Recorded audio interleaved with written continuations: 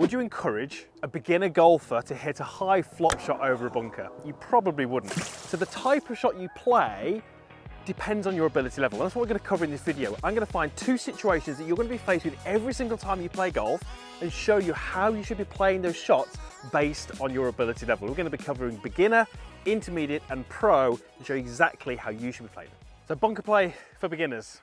Our goal here is to get you from the bunker somewhere on the green, so you're using a putter for your next club. That is it. That is your only goal, and I'm going to show you how to do it.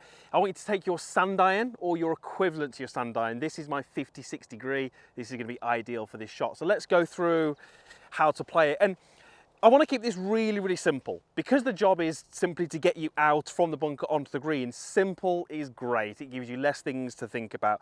So I would like you to have the ball towards the front of your stance. So you can see here that it's probably 2/3 forward. And then, let's get my alignment correct. I just want you to get your feet set in.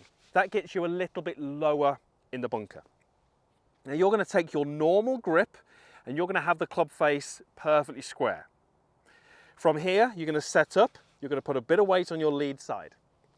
And then very, very simply, I'm going to be looking at the sand 2 to 3 inches behind the golf ball.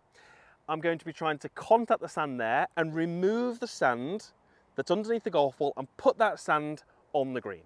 Okay, I'm not at any point thinking about where the flag is. I'm not trying to open the face or aim left or cut across it. I'm not doing any of that.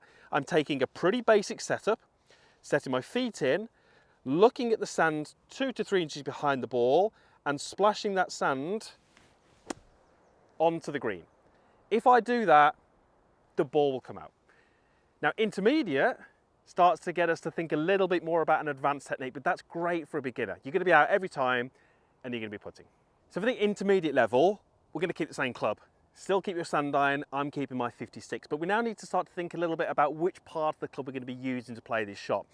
Effectively, the parts of the club I want you to understand, you've got the leading edge, which is here, you've got the trailing edge, which is here, and then you've got the sole or the bounce.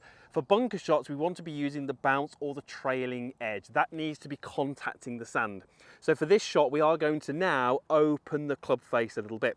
When you open the club face, you'll see what happens. The leading edge raises up, the trailing edge gets lower. So we start to use the trailing edge of the golf club a little bit more. It is a little bit more difficult because the club face is so open. It can really kind of look a little strange at address and it can make you feel a little uncomfortable, but let's go through how to play it. I'm in the same situation, but the reason we play them this way and the reason we want to use that part of the club is because it does actually give you a slightly greater or larger margin for error, and it allows you to be a little bit more consistent with your contact in the sand. We're also going to slightly adapt and change the technique to help you play this bunker shot a little better. So I want to take the same setup. I still want to have those feet set in and the ball nicely forward, but this time I'm going to open the club face before I place my hands on the golf club. Now, how much you open the face will depend a little bit on the shot that you're faced with. You can see this is a relatively long bunker shot, so I'm not necessarily going to open it too much, but opening it a little bit does push that sole down. Still set the weight forward, and then this is my setup. The only difference really here is the fact that the face is open. But now I want you to think about what you're doing in terms of your technique. As I move into my backswing, I want to be making sure that the club face points back at me. I'm doing that by maintaining some cup in this lead wrist. If I start to flatten the wrist out or even arch or bow the wrist, the club face starts to point a little bit more out in front of me. So my checkpoint in the backswing is the club face points back at me. On the way through, it's really important that I accelerate the club head with my trail hand. I try and return the club shaft to vertical. I allow the club to pass my hands, and my checkpoint on the way through is the same as it was in the backswing. The club face points back at me. You'll notice again that my lead wrist has got plenty of cup in it, and my right hand, to achieve that position, has had to go underneath the golf club. Really important.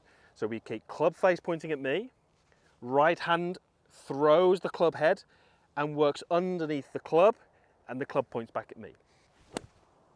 So pro level, although I'm not really sure I can get any closer than that one there. That was a pretty good shot. So I'm going to show you how a pro would approach bunker play, but I'm not expecting a better result than that. So a pro would basically look at what is the shot that they're faced with. You can see that here. What do I need the ball to do? And they would change the trajectory of the shot or the style of the shot to suit the situation. So let's say we're playing to a flag which is much closer to me. I need more height, less distance. Well, what they would start to do is change a little bit of setup and change a little bit of the motion. So when I need more height, I would open the club face as much as I can. I'd rotate it. You can see a long way to the right. I wouldn't change my setup too much from the face on, but I would stand a little bit further from the ball. I would sit a little bit lower into my posture, which would push the handle of the golf club slightly closer to the ground. What this does is it creates a flatter swing and allows me to effectively slide the club under the ball a little bit more. As I do that, I really want to be feeling like I'm doing a lot of this work through the ball with my hands, allowing the club face to overtake. I'm not really going to use a huge amount of body turn. So if I play that, handle lower, lots of release through, body's not going to do a huge amount, you should see a ball which pops up and lands much, much shorter. Okay, so I can't really reach that flag playing that shot, but it's going to put a lot of spin on the golf ball and it's going to allow me to pop the ball up a little higher. So what about if I needed a different shot? What about if I needed a lower shot with a little bit more roll? Well, I'd still want to be opening the club face because we know that exposes the bounce, it makes it a little bit easier to play, but I'm going to open it less. And I'm going to stand a little closer, raise the handle up a little bit, and that's going to create a more vertical swing shape, which means there's more attack angle. And as I go through the ball, yes, I still want to be feeling like the club releases past my hands, but I'm going to be matching that with a little bit more body turn moving towards the target. That should give me a lower ball flight and it should allow the ball to roll a little bit more. Let's talk recovery shots. I see so many shots thrown away from situations like the one we're going to talk through today, just through poor shot selection or just through poor strategy or even poor club selection. So let's go through this situation and show how to play it. So how would a beginner play this shot? Well, I'm in trouble. I've hit it left off the tee. From where my ball is, I actually can't see the flag. I think you can from the camera. So it's really tempting to always try and kind of push the ball forwards and get closer to the hole, but that's a big tree, and generally speaking, for a beginner golfer, you're not going to have the best control of strike and trajectory. So it's easy to hit that tree into the branches, it drops down, or potentially it comes back at you. So let's just go out sideways. Let's just get you back into play. So I would take something like a pitching wedge. The lie is actually not too bad, but I'm going to just basically hit a shot as if I'm just to the side of the green looking to chip back into the fairway. My goal here is, can I put it onto the short stuff and have a clear shot then into the green? So pitching wedge, I'm going to make sure that I have a nice narrow stance. I'm going to put my weight on my front leg. I'm going to have the buttons on my shirt in front of the golf ball, and I'm going to make sure I have some practice swings, and I want to be quite specific as to where I'm trying to hit this. The more general you go, as in, oh, I'm just going to chip it into the fairway, the more you lose focus. So I've got a little spot in the middle of the fairway, and I'm basically going to imagine that I'm chipping onto a green, and that is my flag. So I've gone through my little routine, chip it back in, I'm in the short stuff, and I can advance it from there. So when you're a beginner, take your medicine. That's why you've got a handicap. Use those shots from this situation. Intermediate player, you should be, and you're going to be in a minute, a little bit better at controlling trajectory. And if you can control trajectory, you can probably be a little bit more aggressive from these type of situations. The number one mistake that I see golfers from here is hitting the ball too high. They intend to hit it low, it pops up, they hit the branches and it drops down. I've got 7-iron. That's not the lowest amount of loft in my bag. Obviously I've got plenty of clubs there with lower loft. So why have I chosen 7-iron? Because I want to create the lower launch angle through my setup of my swing rather than through the club. I'll explain why. So if I simply took, let's say, a 3 or a 4-iron, clearly that's got low loft, that would give me a lower flight and I'm able to sort of, you know, advance it a little bit further down this hole. But that would require a normal setup, and those clubs generally have a relatively shallow attack angle. Therefore, it's quite easy to misstrike it, hit the ground early, or if you're in longer grass, the club gets snagged with all that grass. So taking 7-iron and de-lofting it is a much better way to play. So I've grabbed my 7, I'm going to take a stance, and I'm going to have the ball way, way back. You can see that it's only just inside my trail heel. I'm also going to lean more onto my lead side, and I'm going to make sure that the grip of the golf club is opposite the inside of my lead thigh. 3 things that are going to make this ball go lower. Ball back, weight forward, hands forward. So I've taken my 7-iron and I've de-lofted it right the way down to probably close to what the loft of a 4-iron would be. The difference is now my golf club is going to work a little bit more up, a little bit more down. It helps me with strike. And from these situations, strike is key. If this was thick rough, playing it this way is going to give me a much better result than playing it with like a 4-iron. Okay, that's the way to kind of mess up these shots a lot more. So then I need to think a little bit about where am I going. This ball is obviously going to go low and it's going to roll and it's going to advance quite a bit. So I've got some trees right in the distance. There's a little band of rough that runs across this fairway. I think I can probably get it over that band of rough into the fairway the other side. But I really need to be careful of these trees. So I'm going to go really quite far back in my stance. Weight forward. Everything that I'm trying to do here is trying to lower the flight. And I need to be really committed and I need to keep my weight forward. Do not back up on this shot at all.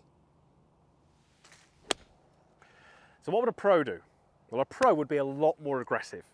Basically, pros have the ability to control everything about their shot, the trajectory, the spin, and the curve. And in this shot, we need to control the trajectory, as we've just shown, but we also need to control the curve if we want to be a little bit more aggressive. As we said at the start, I can't see the flag from when I set up to the golf ball, but I know it's behind that tree. So if I want to hit the ball further, I need to put some curve on it because there's actually water. If I go on the line that I've just hit that previous shot on, try to hit it further, I'm just going to be in the water. So I need to hit it low and I need to hook it around that tree. How do I do that? Well, I'm using the same club. I've got my 7-iron and the setup, it's actually going to be quite similar. We're still going to have the ball back, the weight forwards, the hands forward. You saw from that previous shot, that gives me that lower ball flight. So what can I do to create the curve? Well, curve comes from when we have a difference between where the club face points and where the club actually travels. So we have to create that. So I'm basically going to aim further to the right than where I hit that previous ball, so kind of into the trees on the right hand side. And through the golf ball, I'm going to focus on my right hand climbing over the top of the golf club. I want to feel like post impact, my right palm is pretty much facing down at the ground. You can see that there. What that's doing is it's controlling the club face because what my hand does directly influences the club face. So if I can aim more out to the right, that means my club will swing out to the right. And then if I can shut the face down through impact, I'm going to create a disagreement between face and path. That disagreement gives me that curve. This ball should go low, it should hook, and it should chase all the way down that fairway and probably get me within inside 100 yards. There's the hook. And that's absolutely perfect. That's gone way over that little band of rough, running all the way down there, and that is an ideal position. So there's 3 different ways to play it. Choose the one based on your skill level, but then always practice moving up to the next level.